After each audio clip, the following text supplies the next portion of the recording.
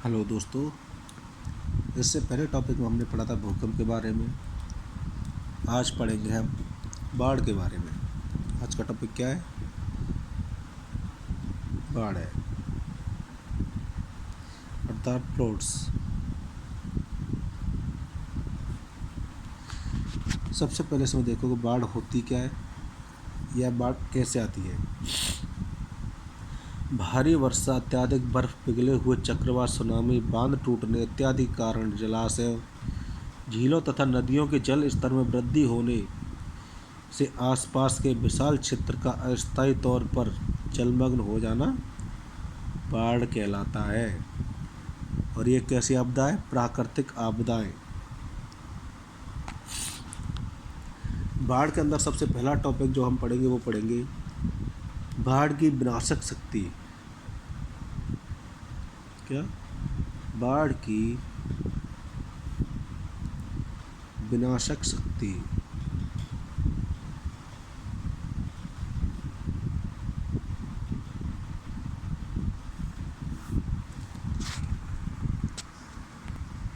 बाढ़ की विनाशक शक्ति के टॉपिक में देखते बाढ़ विनाशक शक्ति कैसे। विभिन्न प्राकृतिक आपदाओं में से बाढ़ का प्रकोप सर्वाधिक भीषण विनाशकारी होता है।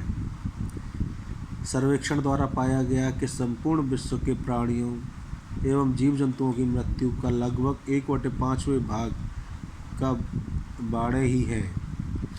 भारत में बाढ़ के कारण प्रति वर्ष 1 मिलियन से अधिक लोग या अधिक गरीबी के घरों व झोंपड़ियां नष्ट हो जाती है। भारत के बाढ़ग्रस्त क्षेत्रों को दर्शाया गया चित्र। अत्यधिक बाढ़ संभावित क्षेत्र उत्तरी भारत एवं पूर्वोत्तर मैदान में मुख्यतः ब्रह्मपुत्र, गंगा नदी व मेघना नदी का बेसिन आता है। पश्चिमोत्तर भारत में नर्मदा व ताप्ती नदी बाढ़ग्रस्त होती है। इसी प्रकार पूर्व की ओर बहने वाली महानदी कृष्णा, गोदावरी व कावेरी नदियों में बाढ़ आने से पूरी संभावना रहती है। बाढ़ की विनाशक शक्ति के दुष्प्रभाव क्या क्या होते हैं? जीवन हानि एवं स्वास्थ्य हानि, माल हानि या संपत्ति हानि, भूस्खलन की समस्या, फसलों तथा भोजन आपूर्ति पर का प्रभाव, जल आपूर्ति असफल होना। दूसरा टॉपिक आता है इसके अंदर। दूसरा क्या है? बाढ़ों के कारण क्या होते हैं।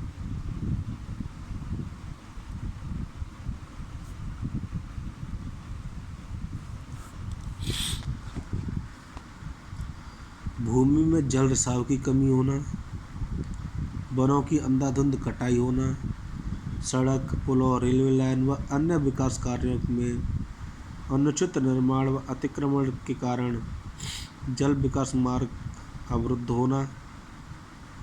तीसरा, चक्रवात, सुनामी, समुद्री तूफान, शक्तिशाली ज्वार भाटे तरंगे, समुद्री ज्वार तथा नदियों का अतिक्रमण, नदी के मार्ग में परिवर्तन, सक्रिय नदी प्रवाह, भूस्खलन के कारण नदी के प्रवाह में रुकावट तथा नदी के तटवर्ती बांधों तथा नहरों की संरचना में त्रुटि का होना, ये सब होते हैं बाढ़ों के कारण। अगला पॉइंट आता है कि बाढ़ की विनाशकारी शक्ति को कम करने के लिए क्या क्या उपाय बरतने चाहिए। लिखें अगला पॉइंट। बाढ़ की विनाशकारी प्रभाव को कम करने हेतु बरती जाने वाली सावधानियाँ।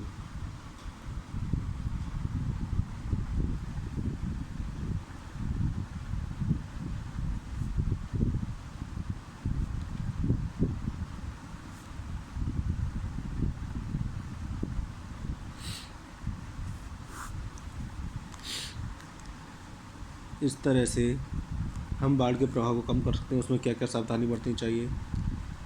हम इसे मुख्य रूप से 3 भागों में विभाजित करते हैं।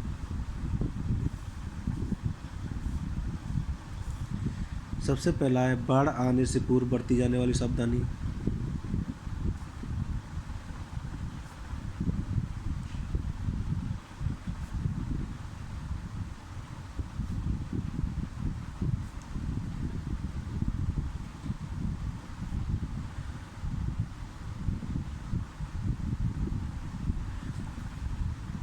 दूसरा, बाढ़ के दौरान इसके प्रभाव को से बचने हेतु बरती जाने वाली सावधानी।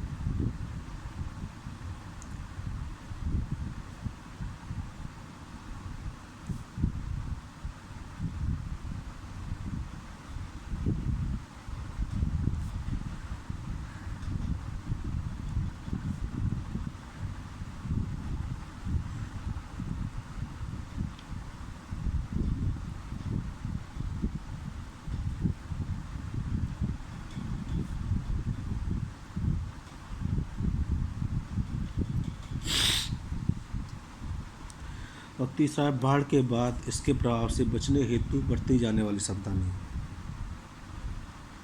बाढ़ के बाद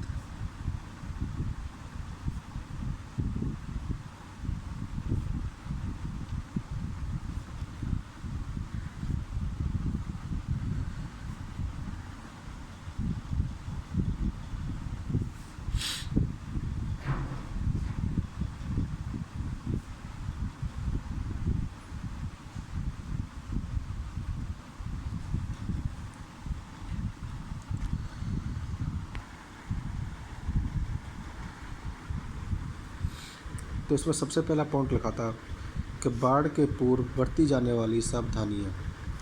ये कैसे होता है? यद्यपि किसी नगर या कस्बे की योजना की पूर्णतः जिम्मेदारी सरकार की होती है, फिर भी प्रत्येक व्यक्ति का दायित्व है कि व्यक्ति जिस क्षेत्र में रहता है उसमें संभावित खतरों के बारे में उसे पता होना चाहिए। जैसे विशिष्ट संकेतों द्वारा बांध टूटने का आभास का इशारा समझना चाहिए। भारी वर्षा के उपरांत बड़े जल स्तर में बाढ़ का पुनर्नुमान लगाना चाहिए। समाचारों को सुनकर बाढ़ का पूर्वाभास होगा। तूफान व चक्रवात वर्षा में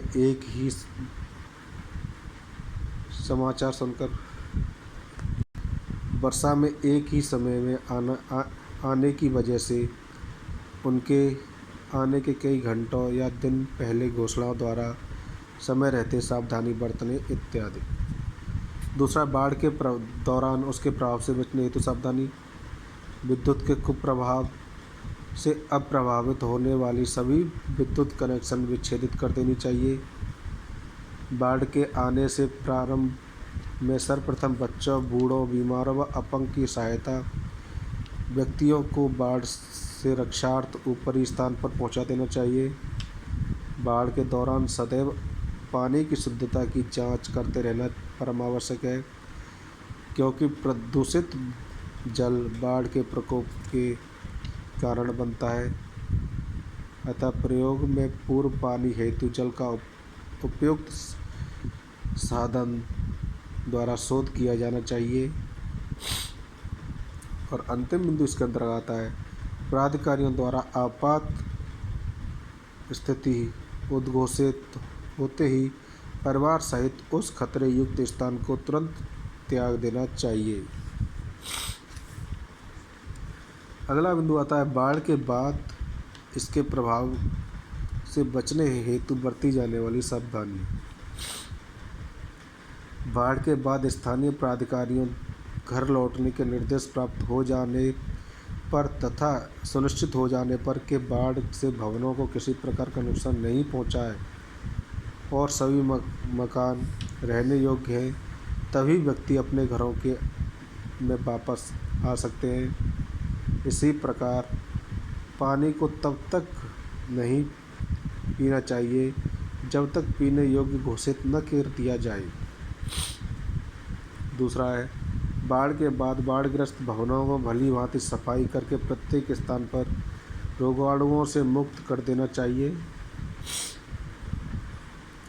और अंतिम बिंदु इसके अंदर, बाढ़ के बाद भोजन हेतु प्रयोग की जाने वाले सभी बर्तनों तथा रसोइयों के उपकरणों को गर्म पानी से धोना चाहिए। या उन्हें कीटनाशित करके रख लेना चाहिए। साथ ही फ्रिज इत्यादि में बाढ़ों के दौरान रखे गए खाद्य पदार्थ कदापि सेवन नहीं करने चाहिए। इस तरह से आज हमारा एक टॉपिक बाढ़, जिसके अंदर हमने बोला बाढ़ क्या होती है, बाढ़ की विनाश शक्ति क्या होती है, बाढ़ों के कारण क्या क्या होते हैं, पढ़ा है। अगला टॉपिक जो हमारा रहेगा वो रहेगा भूस्खलन अर्थात लैंडस्लाइड्स। मिलते हैं अगली एक नई वीडियो में नए टॉपिक के साथ।